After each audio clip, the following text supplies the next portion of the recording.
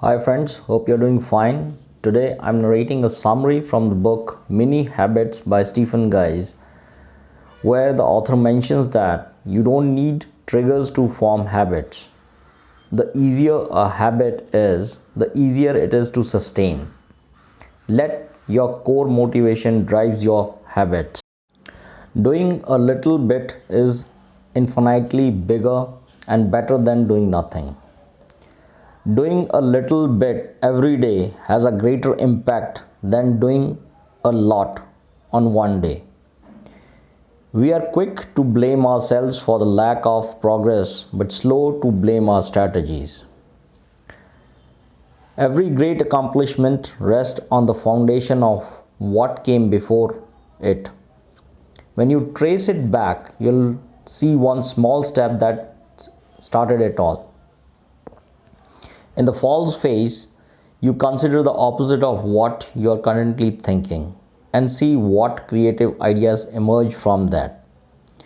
False phases generate creative ideas by forcing your mind to zoom out and to see the spectrum of possibilities. When you invest in yourself in key areas like fitness and learning, you tend to do it in other areas too. When you add good habits into your life, it illuminates another possible path, restores your confidence, and gives you hope. A mini habit is basically a much smaller version of a new habit that you want to form.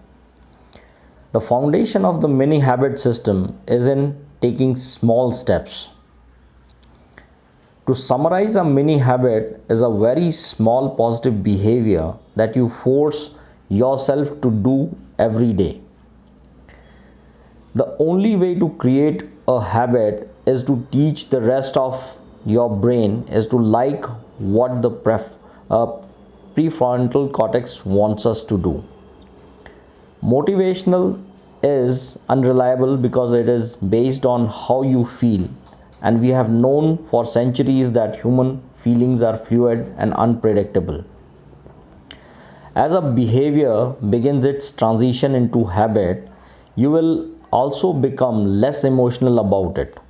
It will even begin to seem boring and mundane. The 5 biggest factors found to cause ego depletion were effort perceived difficult, negative, affect subjective fatigue, and blood glucose level. The mini habit strategy is forcing yourself to take stupid small steps, strategic actions every day. These actions are too small to fail and too small to skip for special occasions. Special efficacy is your belief in your ability to influence an outcome. Make a quick list of habits you would like to have at some point of time in your life. My rule of thumb is to minify my desired habit until it sounds stupid. When something sounds stupid and small, your brain sees it as non-threatening. When you have listed your habits, identify why you want them and why you have listed. But don't stop there. Ask why again and continue to ask why until it becomes circular and repetitive, which means that you have found it to the core. The two common habit cues are time-based and activity-based. Small steps get us started and allow us to build momentum towards a meaningful goal, but it works the other way too. If you allow yourself small occasions, soon enough you will find them growing against your will. Have you noticed that bad habits have multiple cues while everyone suggests that a good habit should have only one cue? Another problem with specific cues is their additional load on your willpower. Many habits are too small to fail even without a cue. Writing something down instantly elevates it above all of your other thoughts. 8 small steps to big change. Number one, choose your mini habit and habit plan. Number two, choose the why drill on each mini habit. Number three, define your habit cues. Number four, create your reward plan. Number five, write everything down. Number six, think small. Number seven, meet your schedule and drop high expectations. Number eight, watch for signs of habit but be careful not to jump the gun. Five signs that a behavior is a habit. No resistance, it feels easier to do the behavior than not to do it. Identity, you know now how to identify with the behavior and would feel completely confident saying, I read books or I'm a writer. Number two, mindless actions. You will engage in the behavior without making any executive decision. You won't think, okay, I have decided to go to the gym. You will just gather your things and go because it's Tuesday or the day you like it and the time you feel you want to go. Number three, you don't worry about it.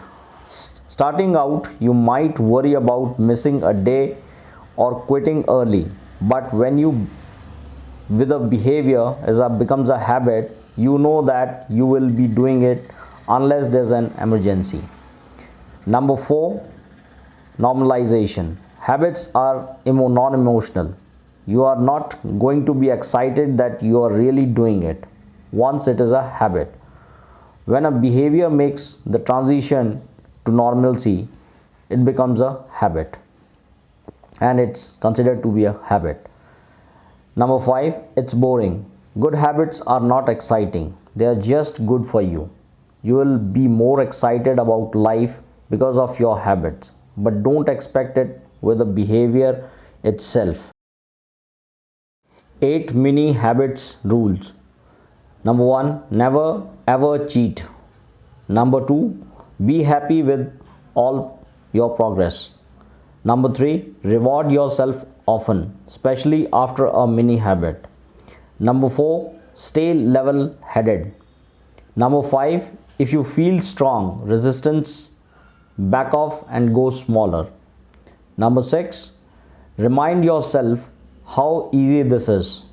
Number seven, never think a step is too small. Number eight, put extra energy and ambition towards bonus reps, not a bigger requirement. If you're interested to watch such inspirational and knowledgeable summaries which can transform your life, then hit the like button and subscribe to our channel for more updates.